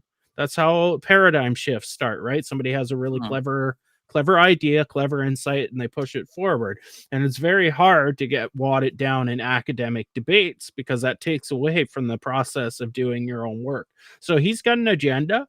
I know a Mhm. lot of people don't like his agenda, but I for one find it progressive, and I think it's good natured. I don't agree with everything he says, Mm. but it's hard to bring different people. It's like I think Richard Murphy and Steve Keen complement each other in a lot of ways because he's like a hardened accountant. Steve's saying, "Look, I've created the software package that is based on accounting." So there's some unity there, and they have a lot of commonality Mm. there. But sometimes it's very hard to bring these people together. So, Tony, I would love to have all different voices come aboard, but it's difficult to do that because it takes academic vulnerability to do that and come on with other people that even if they're heterodox too, they risk being exposed or having some flaws that maybe they're Mm. concerned about. And so it's hard to bring those people together unless they're showboaters like Bob Murphy. He's a showboater. He's a classic showboater. He loves that, right? He's Um, he likes, Bob Karaoke Murphy. Yeah, there you go. yeah, he loves doing that, I right? haven't So actually that's heard his singing voice. What's his singing voice like? I do have a video clip. I don't have it loaded. I'll have to take a look later and see what It's there you not go. good. It's not good, but Oh dear, okay. it's what makes it watchable is he Yeah. showboats, right? So Okay. that's There's why the you would see enthusiasm and yeah. a debate between him and Warren Mosler. Not because Warren Mosler wanted to do that debate, but Bob wanted to, right? So Mm. there are people out there willing to do that. Steve is one of those people. He'll go toe to toe with anybody, even uncomfortable situations. But it's hard to set those up. Next question, though. Okay, here's one from his name is I know, I saw that one. '65JW35. I would Yeah, love yeah. to get Steve's take on industrial policy in general and window guiding specifically, Steve. Yeah, look, I think they're both good ideas, which we used to have in the 50s and 60s. Japan had maintained until the 80s and 90s. I think Richard Werner sort of said that in the 90s they abandoned guidance at that point. And China's doing it now. And people say that that you can't pick what's going to work. You can see the technologies that are emerging and are likely to have a major impact upon society in the future. So as long as you have engineers making those decisions, in whether they're in the government or the private sector, they're generally speaking, they're going to know what the technologies are. They're going to be aware of the ones which are likely to have major impact. So it makes sense to say, let's have a bunch of engineers in the government who say, this looks like the set of industries that we need in the future. The thing you don't want to do is have the government actually create the factories to build those industries. You want the private sector to get inside there and do the innovation, but the government has to provide the infrastructure that makes that possible. So if the government stops building roads, goodbye your capacity to have trade. I think some of the stuff that's being shown in China right now, with some of the absolutely crazy bridge building they've been doing, if there's two cities separated by a ravine, that means it's 5 hours driving to get around the ravine. No private sector is likely to build that bridge because they're not going to be the only beneficiaries. And people aren't necessarily going to pay the tolls either for the cost of the bridge. The government decides to put it in, the bridge will go there. You go from 5 hours traveling time to 20 minutes. Two sectors which couldn't get involved with each other economically are now integrated. You can get internal trade taking place and so on. So the government particularly focusing upon infrastructure investment is an extremely important part of a well-functioning system, which we gave away. And equally, when you let the bloody private sector, financial types in particular, decide what to use money for, they're going to use it for gambling about asset prices. They're in for the quick trading profit and things like that. So saying banks can't lend, for example, I would ban margin lending outright. If I had was in a position of power, I regard margin lending as completely counterproductive, antisocial component. It causes asset price bubbles. If you want to buy shares, buy them with your own money. And maybe get your credit card in there. That's going to be your problem, not the systemic problem. So yeah, there are ways in which you really want to control what the finance sector in particular provides money for, and then you do want engineers making decisions about long-lasting infrastructure, which you can do when you're a government employee. You can't do it in the private sector because you won't make a profit in time for the managing director's bonus. So there's tremendously good ideas in favour of window guidance and industrial policy. There's also a book, actually, I must mention this. I forgot Ian's last name, but Ian Fletcher, I think it is. So Ian Fletcher has published a book recently on industrial policy in America, available on Amazon. I've got the hard copy, but again, time to read hasn't been there. But I trust the research will be worthwhile, and that's arguing in favour of the restoration of industry policy. And I think that should happen. From AK Liberty Man, who has been simultaneously blocked by both Stephanie Kelton and Bob Murphy at the same time. Incredible feat. I respect the man. How should public goods be funded so as to limit free riding by those who consume the public good? Use national defense as an example. Steve. Well, public goods by definition, you have to have free riding for public goods, because public goods are goods which the people, apart from the individual purchaser, actually benefit from. So if you restrict it to just being purchased on the market, you will necessarily get less of them than you get complete benefit out of, because only people who can afford to buy it. Everybody benefits instead when it's purchased, but the private sector won't provide enough of it. And the defence would be an example there. How much defence would there be if we had to each pay for the number of soldiers on the border? A cup of coffee or a cold beer would likely outbid the desire to provide defence for the entire realm. So the public goods are funded. They should be funded by government money creation. Okay, which is what we've been arguing for. So thank you, AK Liberty Man. This is an argument in favour of government money creation. Thank you, Anton. You know what? I'm gonna follow. I've decided I only follow people on Twitter that are nice to me, so I'll find you on Twitter and I'll give you a follow if you follow me. So thanks for tuning in. Remember, if you're on Twitter, you can put questions in the chat if you would like. Let's go to Deerpoint is here, wondering Keynes' thoughts on the nature of the firm by Crass. Coase. See why it's a spelling mistake. Let's Ronald hold Coase, on. There's yeah. any sort of critiques that it's one of the best papers written, Steve? Yeah, I mean, I've read Coase a long time ago, and like to talk about transaction costs and things of that nature, and explaining why firms actually exist.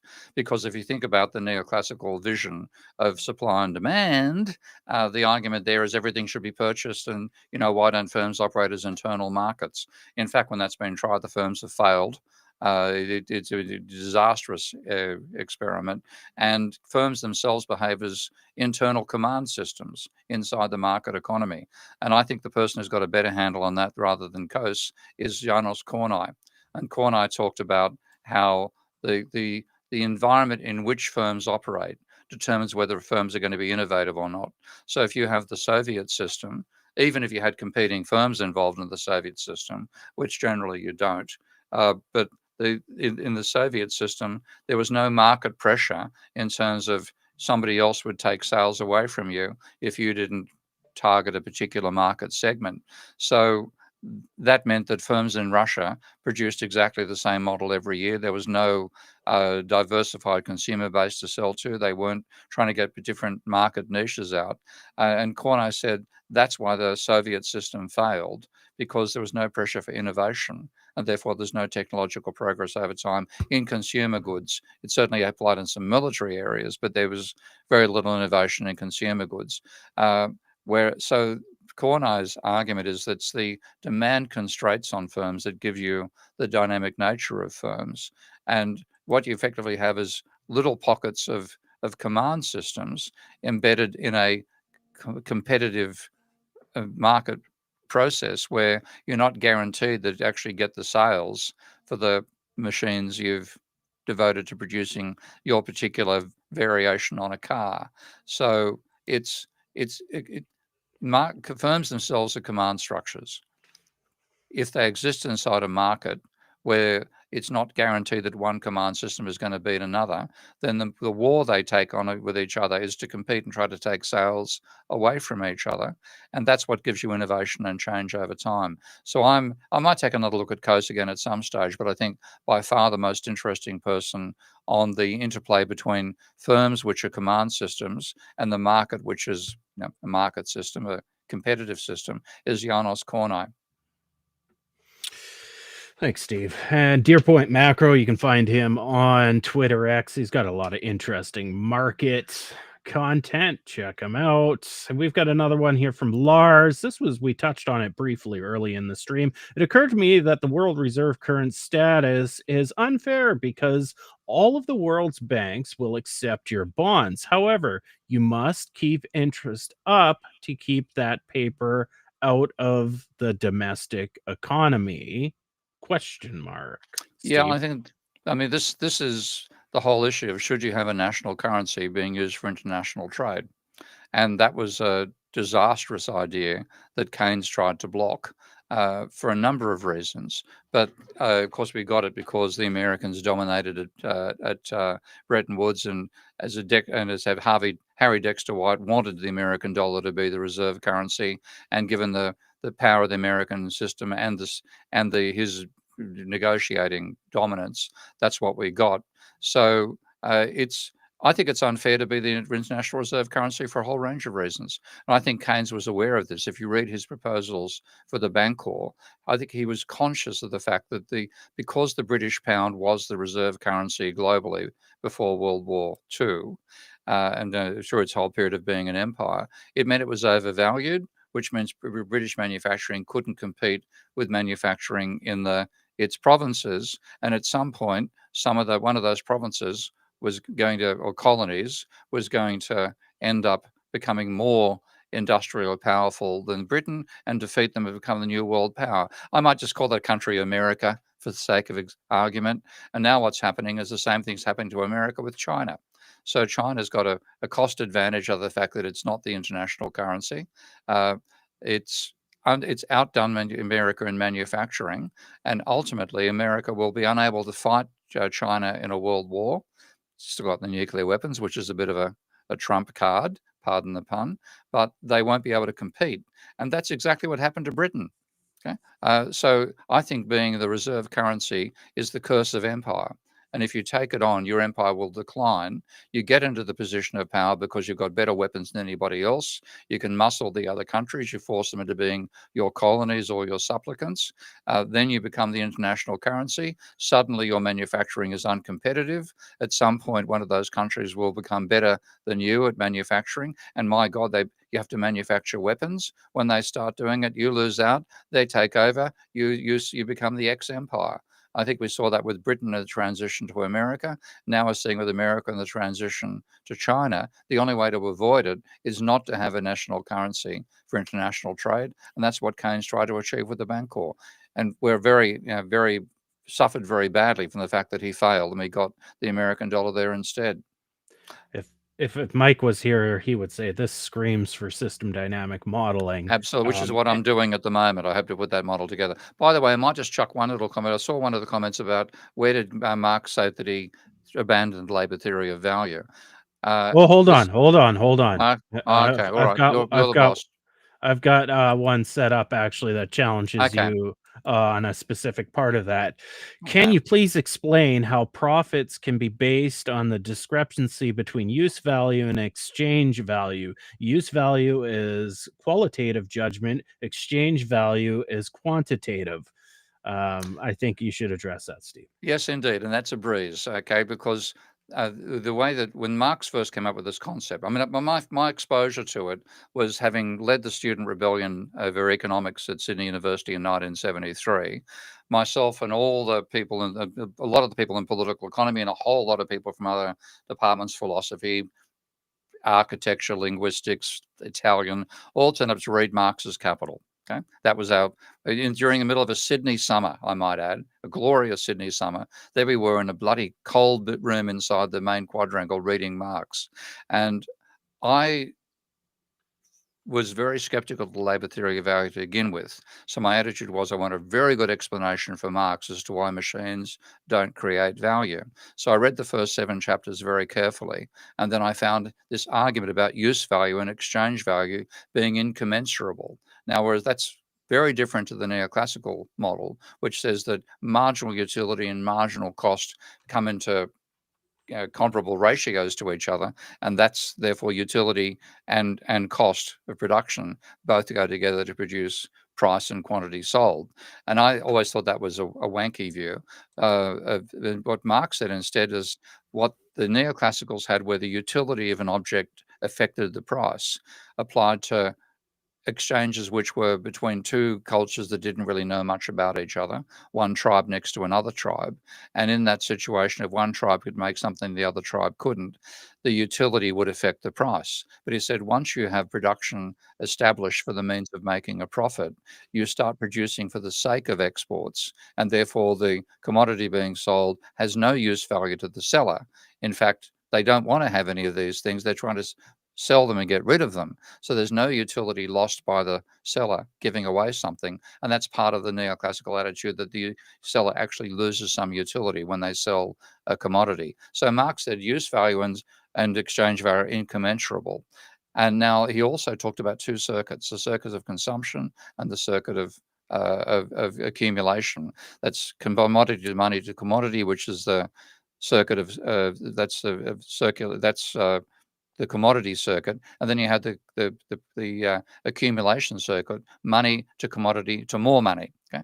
Now, in the first one, CMC, when you buy something, you buy it for its qualitative reasons. You buy a chair because you can sit in it. Okay, it's not because you hope to make profit out of the sale. But when you look at the circuit of capital, MCM plus, a capitalist buys something not for its subjective utility, but because he can make money out of it.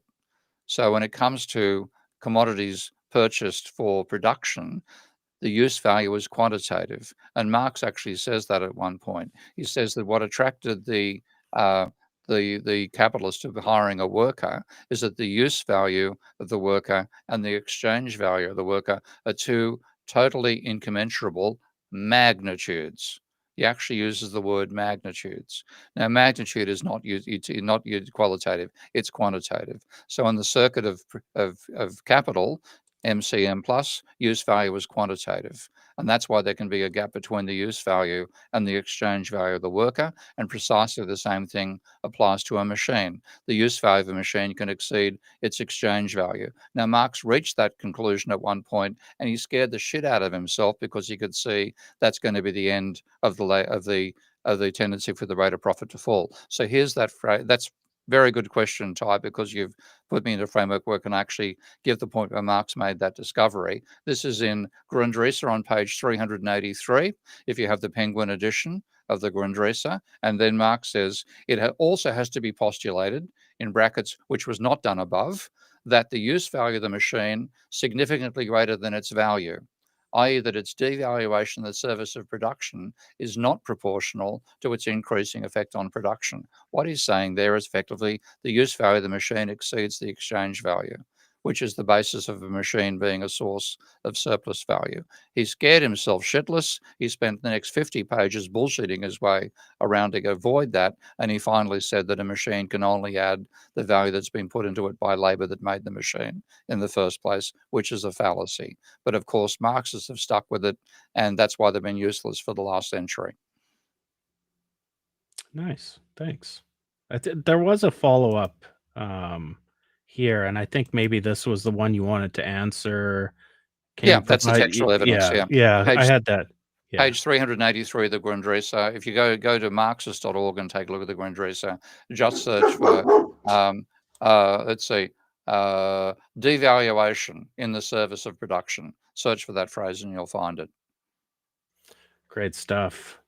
And this guy, I'll follow you. I'll subscribe to your channel now that you said nice things. Here's the deal. Now, because I face so much hate on social media. If you're Oh nice God, to tell me me, about it. if you're nice to me, I'll follow you back. Oh, my dog's even getting mad. Hey, Marty, shut up. I feed that dog so well. Marty, you come here. You come here. You come here. Come Yeah. here. No, you come over here. You come here. You sit. Lay down. Good boy. Good boy. See, he's a good dog when I yell at him. Next question. Sorry, buddy. He's whining now. Oh dear. Yeah. Okay. What, if any, part of FDR's World War II rationing and price controls might be appropriate today, and should progressive taxes on excessive profits be part of that? Hmm. I think this is actually Isabella Weber. That's somebody else we should get on the show, by the way, Isabella Weber. Also, James Young. Let's talk about him later too, if you're seeing his work on Twitter. I think rationing, price controls were part of why we didn't have inflation. I say Marx is one of our greatest thinkers. Completely agree. Back to FDR. Some of Isabella's proposals about how to control inflation actually involve price controls. And if you take a look at what happened in World War I versus World War II, the amount of money creation of World War I was half as much as there was money creation in World War II, and the rate of inflation in World War I was twice the rate of inflation of World War II. So what it showed was the price controls and the bond sales that were part of taking money out of the non-bank public's hands to stop inflation of essential commodities for the war, like silk, for example. The price controls and rationing actually worked to stop inflation. And when you have the post-Keynesian attitude towards cause inflation, which is that it's basically a contest over the distribution of income. If you can get workers in the form of unions and firms in the form of manufacturers and manufacturer associations to agree to not put up prices or to not demand money wage rises, then you can control the rate of inflation that way. So that sort of not price control so much, but getting social agreement on the distribution of income, that's far more likely to control inflation than what we're doing right now with bloody interest rates. So I think something like that, price controls, would be very necessary to keep inflation under control. My main thing about rationing is thinking about the future we're going to face with global warming. We need to have stocks of food available when the first global famine strikes. So rationing and buffer stocks and all the sort of stuff that happened during World War II makes eminent sense for what we're about to approach. Hold on here. Hold on here. Got a new question there. Hide this one. I'm gonna go back to oh, can I find it? Oh, I am really screwing up here. Uh-oh. Oh, here we go. Here we It's go. God's This is fault. from a while. Thoughts on the theory of productive power by Frederick List, Historical School of Economics, and Mm. Keynes' view of mercantilism. Mercantilism. Okay, Mercantilism. I've got to Sorry. confess I haven't read Frederick List, so that's one of the holes in my. If I had to say the major holes in my life, to some extent, the German historical school. I haven't read Keynes's treatise on money. I haven't read the moral philosophy of Smith. There's a few holes in my reading, and that's one of them. Keynes's view on mercantilism. Mercantilism was all about accumulating gold. Okay? The major part of it was get as much gold as we can, export as much, import as little, and accumulate gold. I think the accumulate gold's a mistake, but the export as much as possible, import as little as possible. I think that's why mercantilist economies actually grew. Because what they were focusing upon was building up the technological capability to create new goods.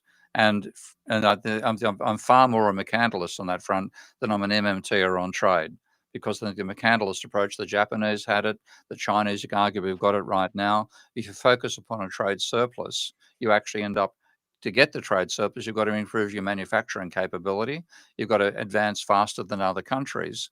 And in this extent, I think that's more successful as a strategy for industrial growth over time than the MMT attitude, which I think is actually negative towards it. So I think Keynes was anti-mercantilism, definitely, and this is all about the accumulation of gold and so on. But I think there's aspects of mercantilism which make sense, and I think Keynes trivialized those. It's again, a mercantilist approach. You have to have the local manufacturing capability to be able to behave as a mercantilist in the first instance, and that means you focus on the engineering rather than focusing on the finance sector. Yeah, just think about all of the benefits Saudi Arabia has gained from building up their oil industry and how that's transferred into all their other building technologies there.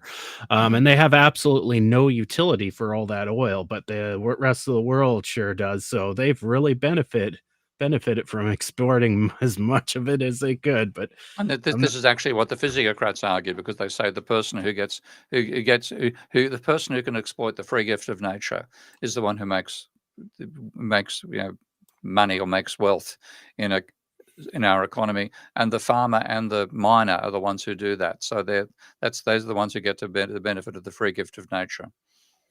we got a question from La Lusty 78. These names are great. Could the UK decouple monetary policy from gilts yields, setting the interest rate directly and making bond issuance purely a reserve management tool? Would that stop in the influence of government policy through yield moves? Steve? I think the second part of the question is a bit hard to decipher. I mean, yes, it could decide. I mean, gilt yields, uh, they're part of monetary policy. The other is, how much money do you create by running a deficit, and how much do you let the banking sector undermine that by selling bonds? So there's the quantity side of things is the deficit on one side, and then uh, whether you let private banks destroy your money creation by selling bonds on the secondary market. I'd rather prevent that. I'd rather limit the amount of bonds that can be sold. Uh, you know, basically made it necessary for the banks to hang on to the bonds once they've bought them, or you sell the bonds to the central bank and leave the banks with reserves, and let them buy the bonds if they wish to at a later point off the central bank. But I I would like to decouple. Um, well, let's say, making bond issuance purely a reserve management tool. It's not a reserve management tool. It's bond issuance, as I said, avoids the Treasury going into overdraft at the central bank. So, but I would want to have. I mean, I want to see lower interest rates. I think one of the points about interest rate policy in general that Keynes was in favour of, and MNT is the same, is keep them low and stable. And ironically, if you take a look at the economic history, interest rates used to be used as an example of constants, because they change so rarely that the statistical books in the 1930s, and I'm thinking of a book by a guy called Ehrenberg, one of the best books on stats I've ever read. He used the interest rate as an example of a constant. Now, the neoclassicals are the ones who said varying the interest rate varies the initially in the old days it was vary the desire to invest.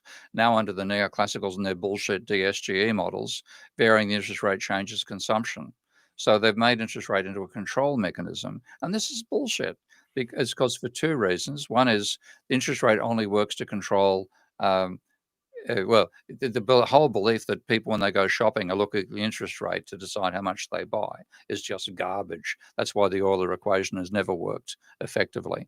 But even back in the pre DSGE days when people saw interest rates as a control mechanism on investment, and that's the basis of the ISLM model. As Keynes said, it's not the interest rate that affects your desire to invest, it's your expectations of profit. And if you have high expectations of profit, you'll pay any rate of interest to get the money to carry out the project that you think is going to raise those rates of profit. The only way it's not a control mechanism, it's a brick. And if you do what Lockyer does and raise the rates dramatically, then yes, you can smash the economy and therefore you'll get inflation driven out of it. But you've got to use it like a brick. You can't use it like a control mechanism. And that's what the neoclassical fantasy is about. Yeah. My stock flow consistent friends will acknowledge that interest rates do affect consumption, but not the way the Euler's equation says it Yeah, does. they cut back, and they increase the amount of money Right. you've got to pay to the mortgage, so you've got less to go and Yeah. buy You got less, right? groceries. Yeah, If you yeah. go to it that way, okay, it makes sense. But the Euler's equation is literally an optimization saying there is some rule where I You're stand. I optimizing. I'm Yeah. I'm buying this box of cereal and I'm thinking, boy, my expectations of Oh, no, what you're inflation and thinking about current. is what you're thinking about is your great-great-great-great-great-great-great-great-great-grandchild, and what they're going to leave to them inheritance will be affected by the high rate of interest, so you consume less when the rate of interest goes up. What a load of codswallop. You've got to be completely off with the bloody fairies to come up with ideas like that, and that's unfortunately the impact of believing neoclassical economics. We got another question from Mm. 65J20E58W35. Is there a distinction between a neo mercantilism achieving a trade surplus versus Asian developmentalism? Oh, the isms. Yeah, no, like I think there's a distinction between old-fashioned mercantilism, which focused on getting as much gold as possible, and Asian developmentalism, which is building up your industrial capabilities as much as possible. So there's the old mercantilist argument really saw getting as much gold as possible as being the objective of trade. And you can read if you read Thomas Mann, you'll find that's what he argues to his son. The book is written for his son. But the Asian development is we want to industrialize as fast as possible. And a lot of this comes out of the fact that those countries were destroyed by colonialism. The destruction of China during the in the 1800s to 1900s. Japan is an interesting case because you can't say Japan was deindustrialized by colonialism because it kept the foreigners out until 1868 when Commander Perry sailed into their Tokyo Bay with steel ships. And that was an absolute shock for the Japanese. They actually put up screens so people couldn't see the ships initially. It was such a disturbing thing for their culture. And they then realized how far they'd fallen behind the rest of the world. So from 1868 on with the Meiji Restoration, I think it was 1863 for Perry and 1868 when the Meiji Restoration took place. That was a bunch of feudal lords installing a new emperor and saying we're going to industrialize, and the whole focus was industrializing as fast as possible by technological means and by having a trade surplus. So I think the Asian focus has always been on building up your capacity to produce technologically advanced goods and services. And gold is irrelevant. Gold's a side effect of that rather than the actual function. Whereas in the old days with Thomas Mann, getting the gold was the objective, and you had to industrialize to do it. The Asian attitude, I think, is to industrialize because they want to be advanced societies, and to be an advanced society, you have to be able to produce advanced goods.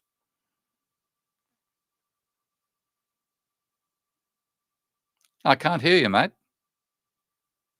That's sorry. I was worried my dog was. I have a psychic connection with my dog, and I had a Okay. feeling he He was going turned to off his bark. vocal cords, yeah, and affected yours. Yeah. Yeah. So I'm going to end the show with a statement Oh, question no, a from statement. Jenks one. Well, I thought it was actually kind of a interesting philosophical statement about Marx, and I kind of want to get your opinion on it. Okay. And he says Marx was right about the flaws of capitalism, but he was wrong in his understanding of humans. Religion drives the human mind, and capitalism is our religion today. Steve, your thoughts on that?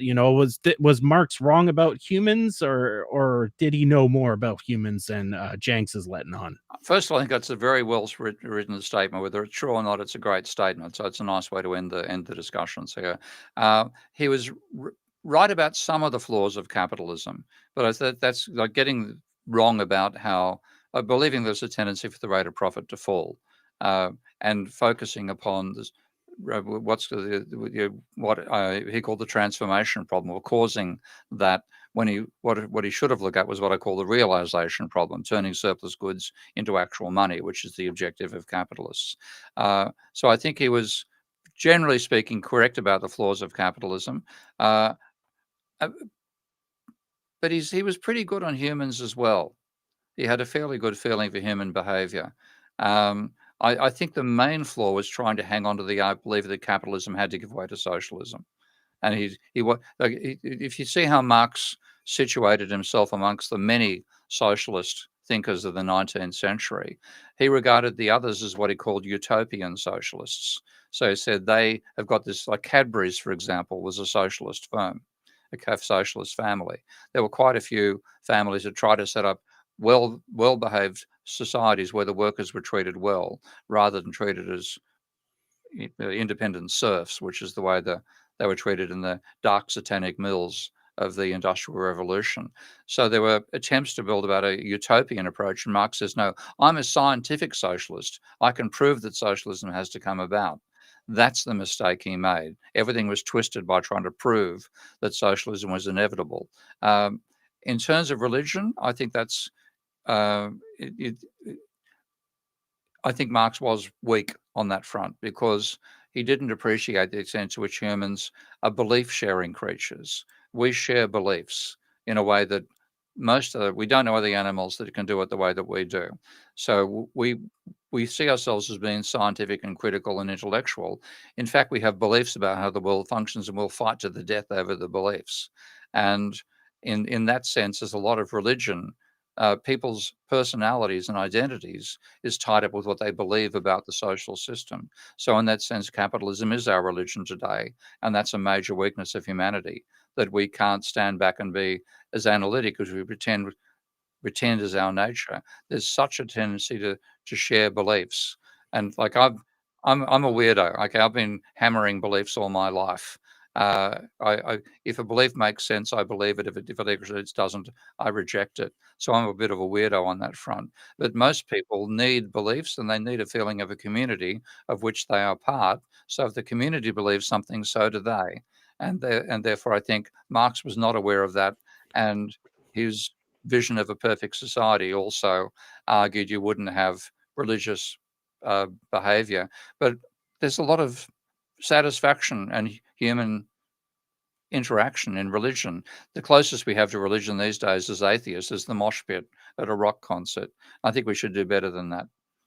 Well, I've got the shirt on. Science doesn't care what you believe in, so we'll just Good termination. Yeah. good termination. Anyways, make sure you hit that subscribe button, hit the notification bell, leave comments underneath the video if you've got any additional questions. We will see you again next week. Bye-bye. You are now relearning economics.